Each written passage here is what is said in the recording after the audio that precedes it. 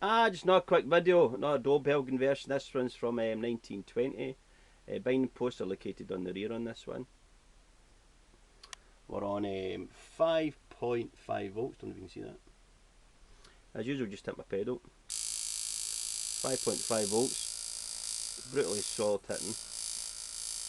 Hard hit of this one.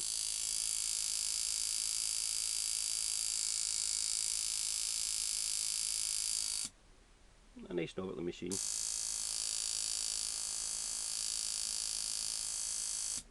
Okay, once again, thanks for watching.